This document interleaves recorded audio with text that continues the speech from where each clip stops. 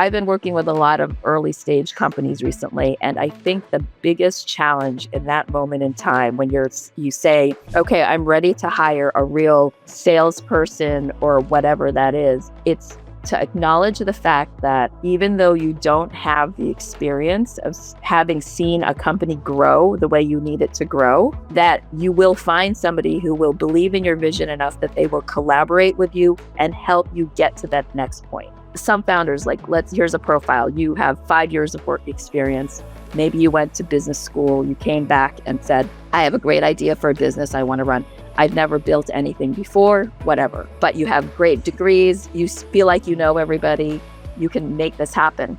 So in that moment, you need a founder who's really self-aware of what they do not know, and being able to trust somebody that they will take as good a care of your vision as you would yourself, right? So bring in the more experienced person who can get you to the contacts that you need to make your first significant sales, or meet whatever milestones, and trust that they will get you there.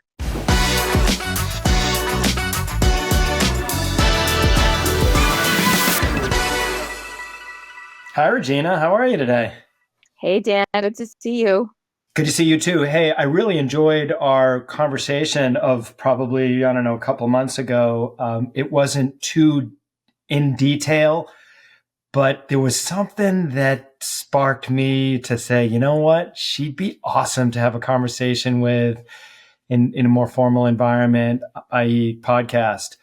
So I'd love to talk to you today about the world of startups and what you've seen and what you recommend so that first-time founders can learn a thing or two from your experience that might help them succeed in a really tough to succeed environment these days, especially. But let's start with your journey. Tell me a little bit about, your past and what you've been doing and where you are now and why.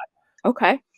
So I've been in the recruiting business for over 20 years. I would say half and half corporate recruiting, the other half in executive search. And I've launched 2 recruiting firms during that time in the last 10 years. I seem to have a knack for launching them during major downturns. So the first one was in 2009. And then I went back out on my own September 2019, not realizing, like who did, that we were about to go into a global pandemic. So learned a lot in terms of just riding those waves, in terms of how to build my own business and help other people build their businesses. And my focus has always been online media companies, technology, a little bit of digital health, and most recently, a lot of creator-led companies. And I've recruited for go-to-market roles as well as leadership roles for all those sectors. So you've seen it all for sure.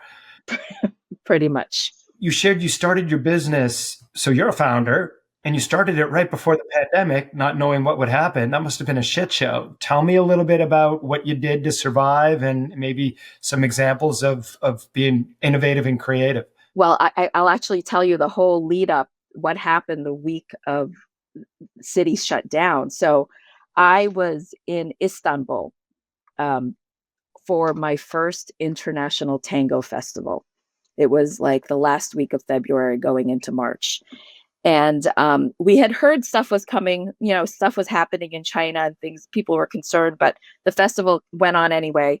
And my friend and I were like so excited to go. And at that point, I had like a really strong stable of clients and some really interesting engagements coming up ready for Q2. So I was like, I'm going to take this trip. Then when I get back, I'll be ready to really rock and roll on these new clients and engagements. And we got back into the city 2 days before the lockdown.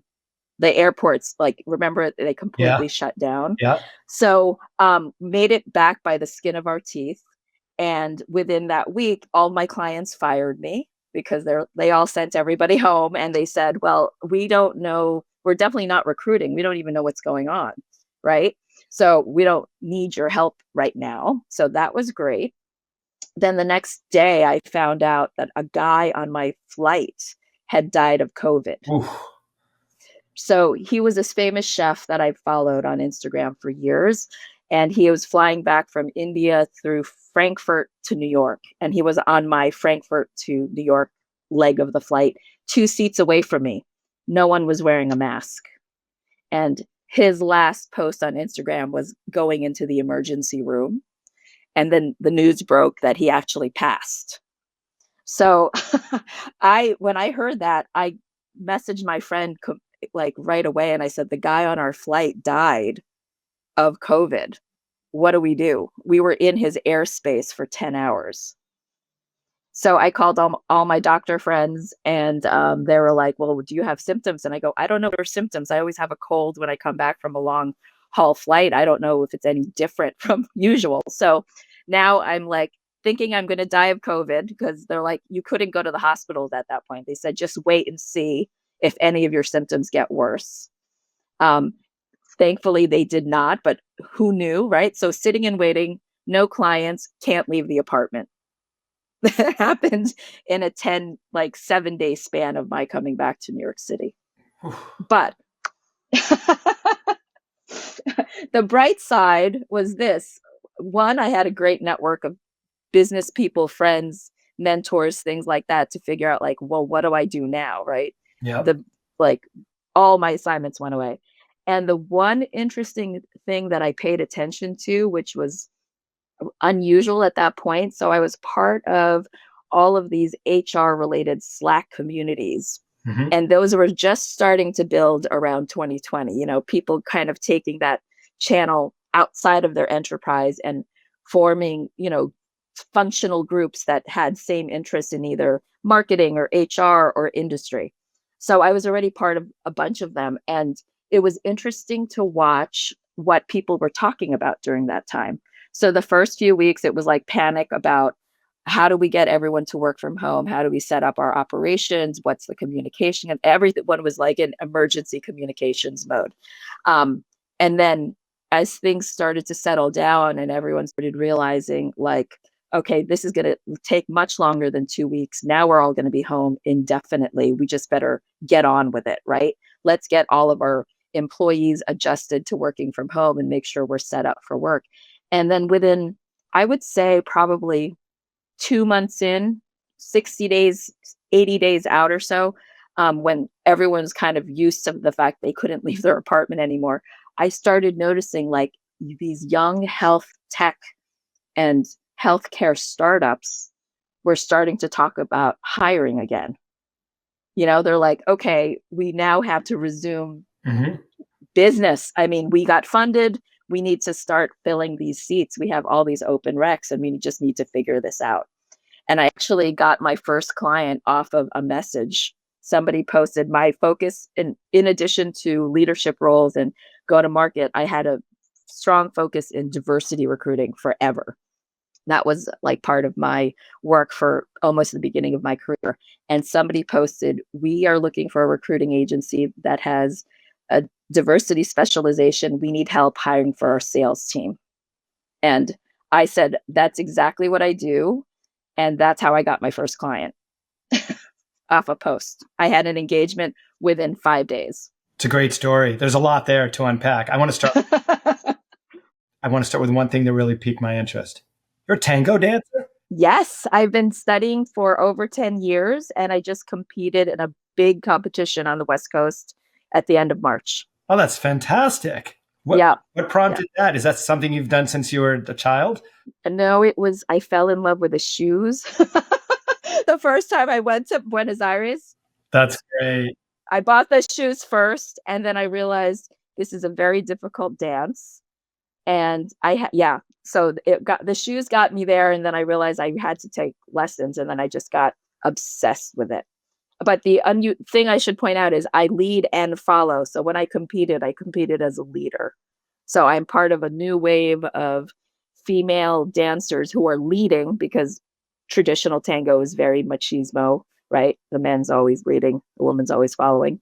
So my friends and I are totally turning that around. That's great. That's great. So your story about your company, you got fired from, your clients all let you go because of, unforeseen circumstances, act of God, so to speak. And here you are not knowing how you're going to make ends meet. and so as they say, put food on the table, and at the same time you had to reinvent yourself and be innovative. And so that's what I want to unpack and talk a little bit about that. First, Yeah.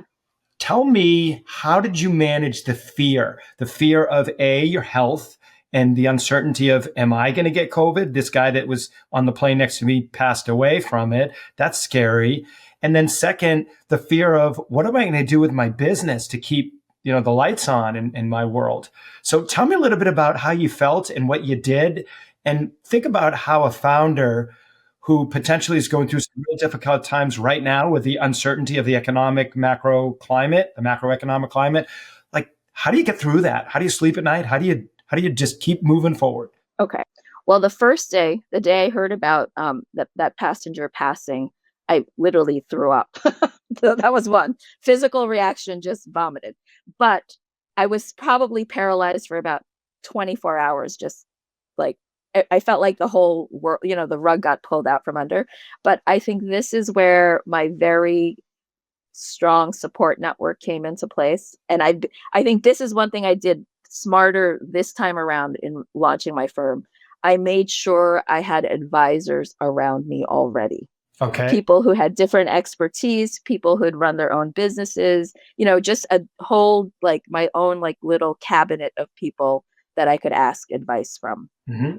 and who've weathered even probably scarier things. So that was the group that I really leaned into during this time. Just to, I mean, you could interview a bunch of them. They literally talked me off the ledge because they're like, listen, you started things before. Seems really bad right now, but you will bounce back. So take little steps, figure out what you can do, and stop thinking about what you can't control. Great advice. And then, yeah. And I had luckily also a lot of medical friends. So on the health front, I literally called everyone I knew who had an MD. And I was like, what are you hearing? And what should I be thinking about, Mm-hmm. in terms of handling that? And again, their hands were tied also because at that moment in time in New York, you can even go to the emergency rooms, right? They're like, unless you've got major symptoms, just wait it out. So that was hard, but I built my pod of folks that I could interact with fairly quickly because the friend I was traveling with lives near me. So we were checking in on each other very regularly. So that also helped, manage the fear and anxiety of the unknown. Do you remember what spawned the idea to move your business focus, or ICP, ideal customer profile, to the healthcare space? It wasn't so intentional. It's just that I noticed that out of all the sectors, the companies there were the first to bounce back. Yep. And because they were recruiting for sales, that's a go-to-market function that I'm pretty well versed in. Like I know how to recruit salespeople. So when that opportunity came up, I just jumped on it and kind of took it from there. And learned a ton along the way because at that point the startups that were launching, the interesting part about them is that unlike legacy healthcare, it's not just about a patient. They had a very specific patient in mind, or they had a very specific problem that they were solving within the healthcare ecosystem. Mm-hmm. So that forced them to kind of think outside of the typical recruiting channels. Like some of them were a little bit more open to maybe not just healthcare industry experience. They're looking at adjacencies as well. So I think that opened the door for people like me who didn't have that exact experience industry wise, but functionally, it's a SaaS product. It just happens to be in healthcare. Yep. So you had identified leading indicators, and I'm sure that the first time where you're looking at leading indicators, I think it's pretty astute to not have your head down, staring into your day-to-day business, but having your head both down and up, looking around as to what's going on around you. Can you recall any other times in your entrepreneurial career where you've had to see the leading indicators around you and pivot and make major decisions that would affect the future of your company? Well, in 2009, that's when social media was really starting to grow, right? And I was at a working at another boutique firm for somebody else at that point. And I was really trying to figure out, well, how is social media going to impact the job seeker experience or my ability to connect with future talent, right? Because remember, like executive search used to be, we have this database of amazing people. We're the only ones who have access to it. So if you want to find great talent, you have to engage me. And then LinkedIn showed up. Yep. And if you're in media and you weren't on LinkedIn, people are like, what are you doing? Right? Like you don't know how to use this platform. So I was exploring that whole thing, like in terms of, engaging future job seekers, maybe even future clients, but how do you use that as a tool to talk about career and career development and all of that stuff? And when I layered in my interest in diversity recruiting, I thought, well, that might be an interesting channel to explore to build that community and pipeline, an ongoing conversation instead of just, one email every once in a while saying, I have an open search that you might be interested in. So that's how I started that firm. I actually started it instead of a regular website, it was on this social media platform called Ning, I think what it was. It was like a white label platform. So you could create your own community on it and talk about whatever topic. And that's how it started. That's amazing. That's cool. Yeah. Story. Yeah. So I remember the conversation that you and I had, and you were talking about and asking me my opinion on, as a first time founder, how you hire your leadership team. So tell me what your recommendation is for a first time, call it a SaaS founder. Let's say, you've gone through your seed, you've been doing founder led sales, trying to figure out your ICP, and then you go get your Series A and you're like, all right, great. Now I'm going to go and build a leadership team. What are a couple of don't do's or best practices that you'd recommend? The first, absolutely do not do is think that your immediate circle or network is going to have the talent that you need to build your company. I always see this tendency for people to hire within their inner circle, right? Their closest friends from their school or their last company or just, somebody they grew up with and expecting like, yes, that person believes in you, but not thinking about the technical skill they bring to the table. Mm-hmm. Right? And it's kind of like it's that whole thing that happens with entrepreneurship and being a founder. You're so excited about your idea. You're putting everything into it. You find people who buy into your idea and are like supportive of that. And you all think like because we're so determined and we're willing to put in our sweat equity and all this stuff that we're going to make this happen. But as we all know, your business gets to a certain point of growth that you actually have to be able to do stuff and stuff. So then you're stuck with a team that isn't ready for that, right? So I've been working with a lot of early stage companies recently, and I think the biggest challenge in that moment in time when you say, okay, I'm ready to hire a real salesperson or whatever that is, it's to acknowledge the fact that even though you don't have the experience of having seen a company grow the way you need it to grow, that you will find somebody who will believe in your vision enough that they will collaborate with you and help you get to that next point. So don't use, some founders like here's a profile. You have 5 years of work experience.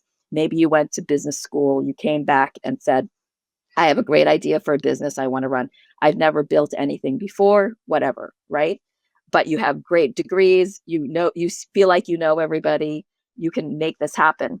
So in that moment, you need a founder who's really self-aware of what they do not know and being able to trust somebody that they will take as good a care of your vision as you would yourself.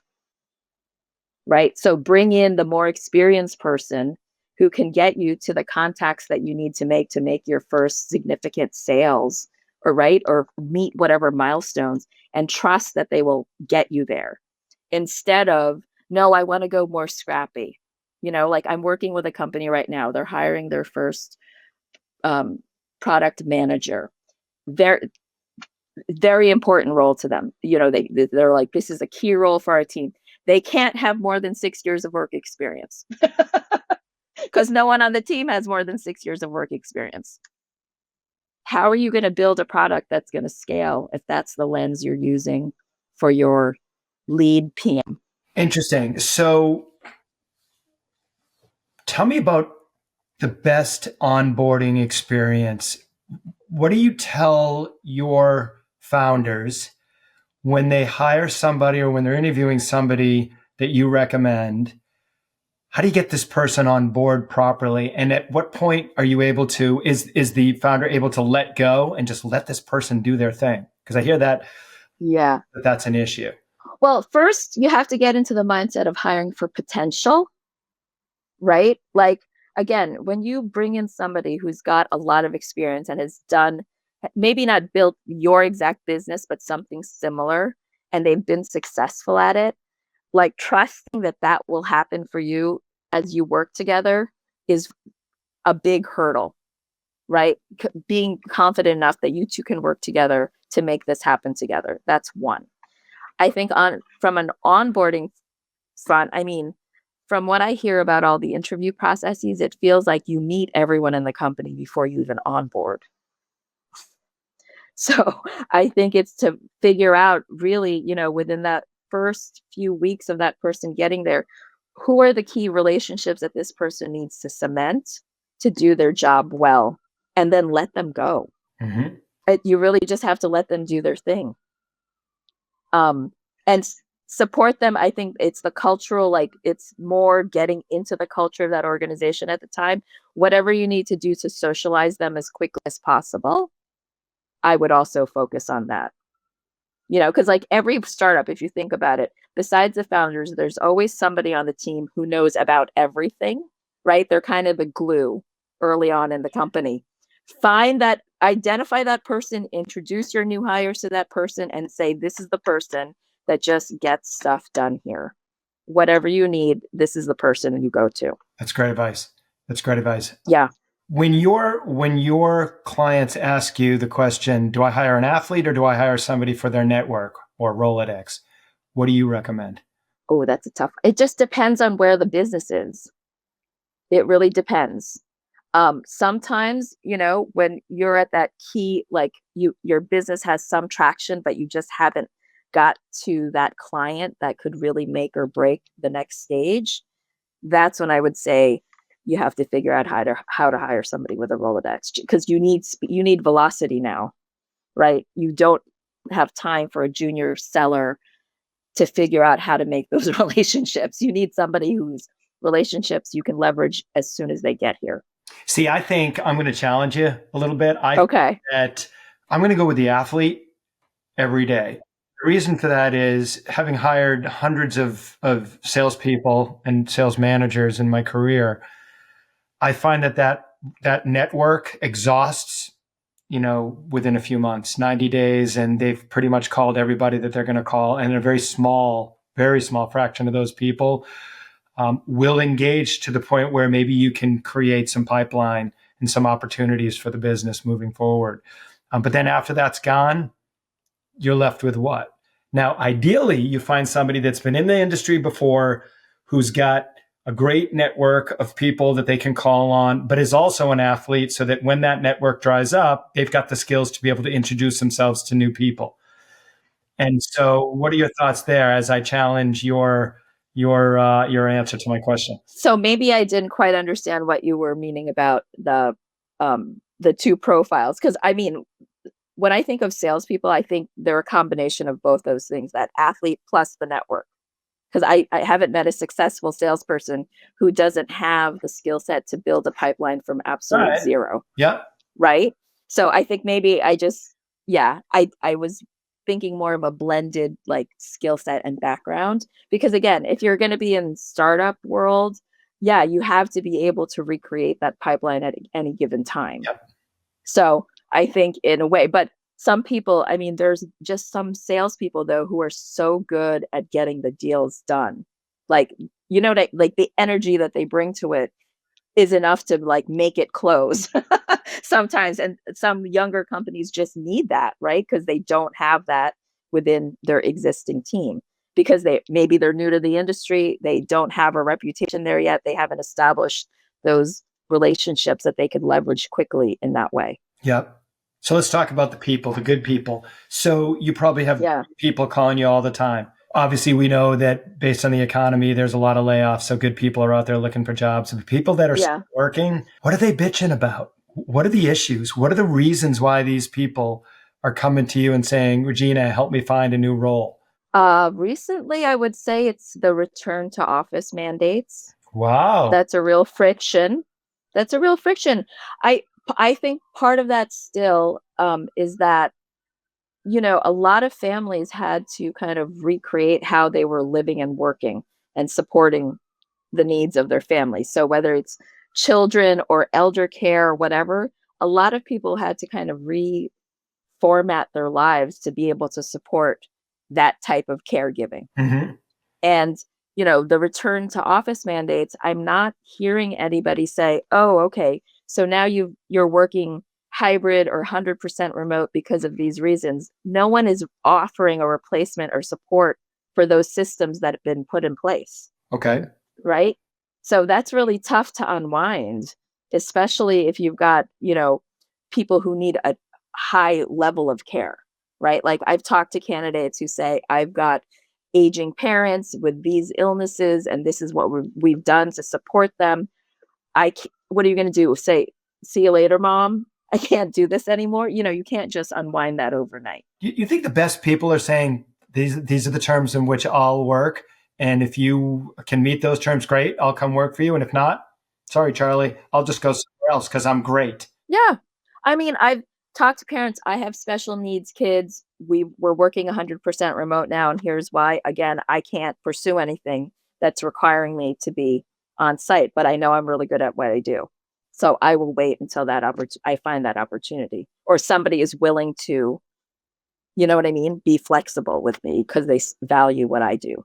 If your client says to you, Regina, should I allow my people, because we're a startup, to work on their terms, remote, come into the office, whatever they want, if they even have an office, but in this case, office.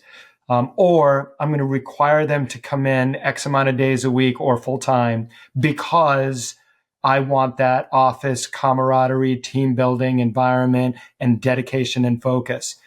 What would be your recommendation to a startup founder when it comes to that? Well, I would first think about like who you've already employed because here's the thing that's happened in the last 5 years. A lot of people entering the workforce never got the advantage of being on site and kind of getting that osmosis of learning that happens when you're in your first job and you're kind of observing how your team operates, how your supervisor does, you know what I mean? Hearing their phone calls, things like that. Everyone started off remote. So I think for the entry level workforce for the last 5 years, being in the office is a reaction to that because they're like, I never got this training when I started. I graduated during the pandemic and I never got this face to face time. I'm craving it now because I feel like that's going to help me learn more and advance faster in what I'm doing. So there is that. So if you have first time founders who kind of grew up in that, I get why they're requiring everyone to be in the office because they didn't have it early on. If you've got more senior level talent on your team, like people who'd been working already 10 years or even more, I think they are totally fine with hybrid because they're like, I've been in the 5-day office work week. I get it. I'm actually more productive at home, and here's the reasons why. So I think you have to evaluate your current employee pool and make those decisions. And again, it's all about flexibility. Everyone wants to hear about flexibility these days. So your advice to your founders: be as flexible as you can within reason, Yeah, because it's a requirement these days. That's what I hear you saying. we also saw, like right after, like, what was it, 21, 22, when that hiring boom picked up and we were all working from home. And then everyone was like, can recruit the best talent anywhere. I mean, clearly that strategy worked for a lot of people because businesses grew a lot during that time, right? Not being physically tied to one location. So we kind of disprove that already. And, stepping back on that and saying, "Oh, no, now everyone has to be in the office." I mean, like, I still remember the day that a few of the big tech companies announced we're gonna be remote forever, right? My my email and my text messages blew up with all of my HR friends going, no one consulted HR on that decision. Yeah, they just like blanket announcement. Okay, Yeah. none of the ramifications. Like, what does that mean for benefits? What does that mean for, you know what I mean? Like all the physical stuff that happens with managing an employee workforce in one place, so different from a dispersed workforce. So I think like they said it without knowing what they didn't know. I mean, honestly. And we saw it now. I mean, that's part of the reason coming back. Like all those big tech companies built these gigantic campuses all over. No, how would you repurpose that space? Of course, you want everyone to come back. I remember during that time period going down to Florida to one of my clients, major company, major corporate enterprise. And I walked into their office and it was empty. Floors and floors of empty cubicles and Right, offices, just somebody paying rent on. And I couldn't believe it. I've been working from home right. for a long time, so I don't necessarily see that side. I hadn't seen that type of situation really before, but yeah, it was mind boggling. So I'm going to go back to my question a few minutes ago, which is, what are some of the reasons why great talent is calling you up and saying, I can't stand where I am, I got to get out of here? And your first answer was a work from home policy, which screws up a lot of people. What else? Well, I think people are still looking for growth and learning opportunities, and yes, the other trend that came up, we found out there are a lot of managers who are not good at managing dispersed workforces, Ah, right? Their micromanaging tendencies came out all over the place, or they completely ignored people on their team. They there was no, they didn't know how to manage across the different styles on their teams, whatever the needs were. And that did come out through the pandemic. mm-hmm. Companies realized like, oh, some people are not fit for this. And the question became, do we replace them? How long will it take to replace them? Or do we train them so that they can do this? What's going to take longer? What's going to cost us more? So I think that's the other part. Like people are saying, okay, maybe I'm in this hybrid situation, but the person that I'm reporting to is not giving me any more opportunities for whatever reason, right? Like I don't feel like I'm getting the support I need in my career development. And I think also the pandemic overall, because of the reprioritization, like what's more important, work, family, the balance of both. A lot of executives have also called me and said, I'm really thinking about making a switch to something more mission driven or a company that has a mission or doing giving back in some way. Yeah. I don't want to just work for the sake of working, right? Yeah, mission that's important. Let's talk about micromanaging. You brought it up. I think micromanagers know they're micromanagers. They never do. So you probably have clients that use you for multiple positions. They use you to find them candidates like crazy over and over again, and some of those candidates don't work out, and you get the feedback because you were that candidate's recruiter. How do you go back to your client and tell the founder you are driving people out of here? Give me any stories, any examples you could give me of. Well, I always say, listen, my job, what I owe my clients is that I get you the best talent to pick from. Once they're an employee and you've onboarded them, right? How they develop and evolve in your organization, that's on you. That's your responsibility. I did all the vetting. I made sure, you know what I mean? Like I did all the background checks. I made sure that they actually did the work that they say that they did and they're the top performer that they say they are. But translating that into your environment, that is your job as the founder or their hiring manager. And if you don't know how to do that, if you don't know how to bring a new member onto your team and get them situated and ready for success, I mean, I can teach you that, but that's really your responsibility. That has nothing to do with the recruiting process.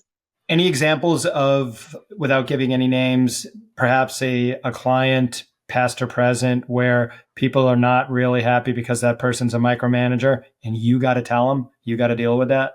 Well, that does that behavior does come out in the interviewing process. And I've seen multiple times, right? So I think I have a really good eye for talent. Okay.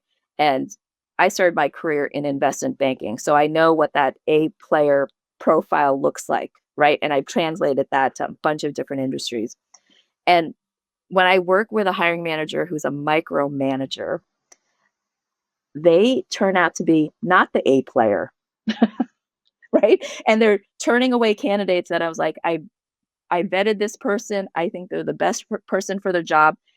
And they're probably even stronger than that person they're working for. And that you see the reaction. They're like, I don't want to hire this person because they don't want to be outshined. This is somebody that they cannot micromanage.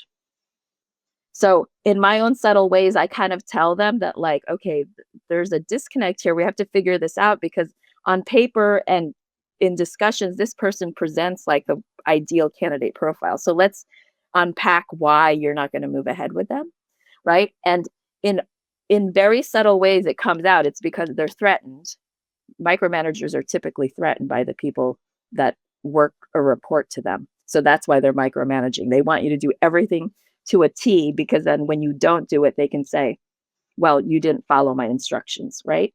So when that happens, and that is the client, my tactic as a recruiter is I send them the lesser candidates because they're more comfortable with them. And I kind of warned them. I was like, this is a person who will perform well. I don't know if they're going to advance your strategy as much as you want, but they will do everything you want them to do. Interesting. So that's your business decision to make. That's not mine, right? And if you are the CEO and you let a micromanager flourish in your organization, that's on you too. That means you're putting up limits where don't necessarily have to be. I mean, my philosophy in recruiting is I want to be the dumbest person in the room. I want everyone to be like challenging me, giving me new ideas and beyond my scope in some areas of the business because that's the only way you can grow. And that I try to relay that to my clients as well, especially younger ones who are for maybe the first time making a serious hire on their team. But that's a very hard thing to be comfortable with if you're not confident in your own skill set or what you bring to the table. So I think that can take time.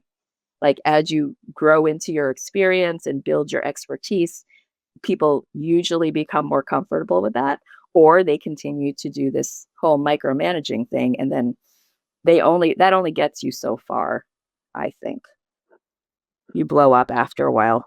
So let's talk about the different generations and entitlement a little bit here. I've been getting, I guess, because the algorithms, if I read or watch an Instagram reel for more than 3 seconds, I start getting pounded with Instagram reels that are over and over again. And one in particular that's been showing up in my feed is the latest generation and how they are very entitled. I've been here for 2 weeks and I want to raise, oh, I don't want to work, these hours. I work these hours and I'm exhausted. In fact, funny story.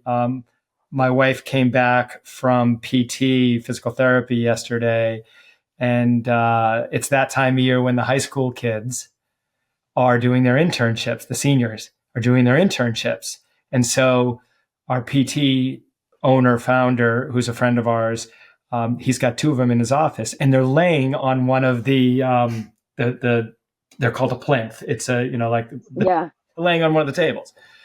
And he walks over and he says, "What are you doing?" And they're like, "Oh, I'm exhausted." You haven't even done anything.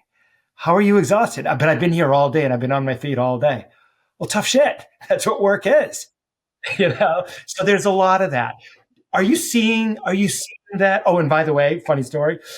This same person said to her, and my wife heard this, "Oh, by the way, I'm not going to be able to work Friday. I don't know what time you guys are working till, but I can only work till noon because I'm going to an event, a concert."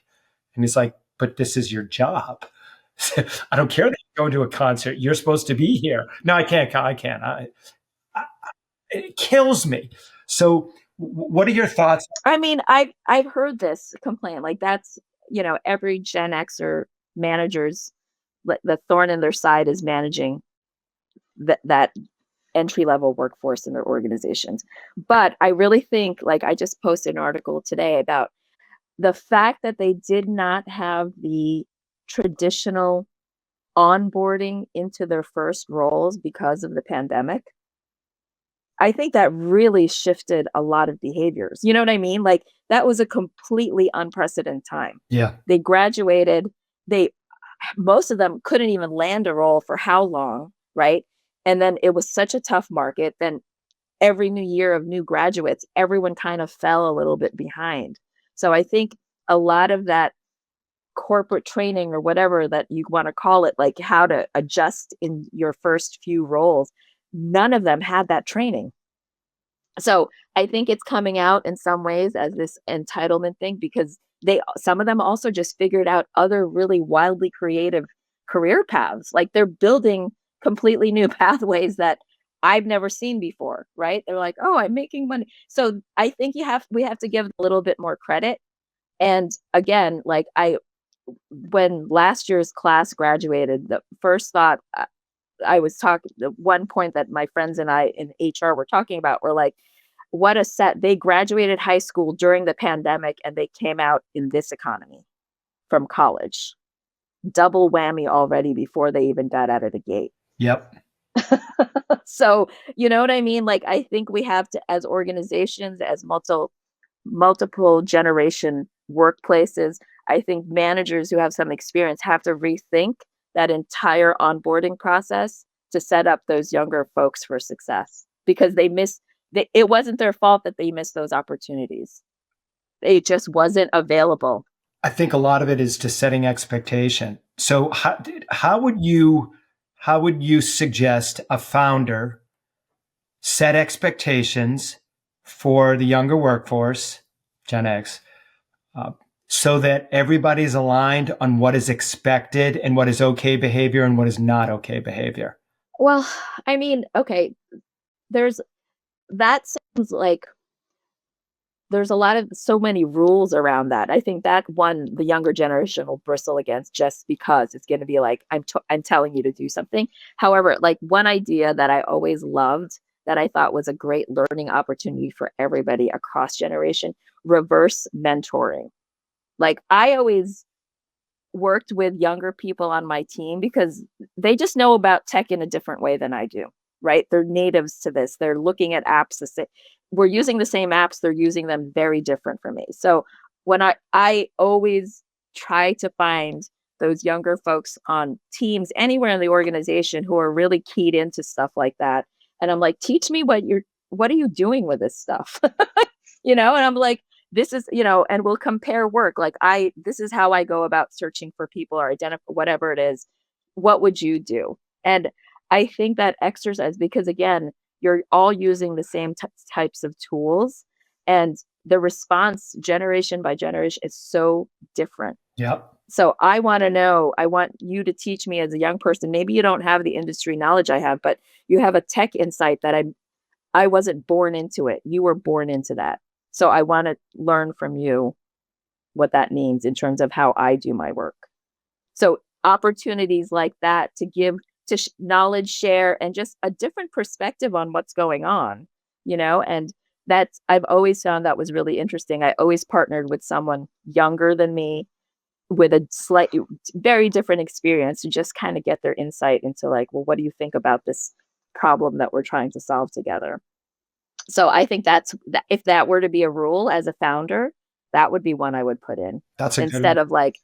Instead of rules of engagement, like we expect, I mean, you should expect that you act like an adult. We've hired you for a job. At the very minimum, this is what it's going to look like from your work week point of view.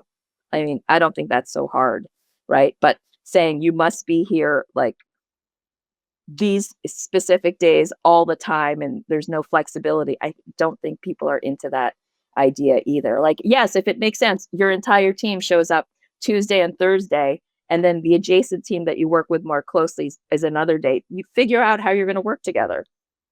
I mean, we're knowledge workers. We're not like building stuff necessarily that we all have to be in the same room to do it. Yep. Yep. We're back to flexibility. And I think that's the key Yeah. to this Yeah. conversation is is your message to founders is be flexible, be flexible and almost understanding and empathetic for the people that have never experienced an economic downturn like we're in right now, people that maybe went to college during COVID and have an experience that they don't know what we know, having been around the block multiple times. But be open and listen to different perspectives, but be flexible. That's a great message. Yeah. I like it. Yeah. Anyway, I'm going to wrap up our conversation. I loved it. It was great. Your stories are awesome, especially the tango story and the airplane story. It's just love it. For people to get a hold of you, how do people reach you? And yeah, tell the world. I'm on LinkedIn, Regina Angeles at Talent Now that's my company name, and my website is talentnowsolutions.com. That's great. Awesome. Well, great to talk to you. And I look forward to our next conversation. Thanks. Time flew. This was great.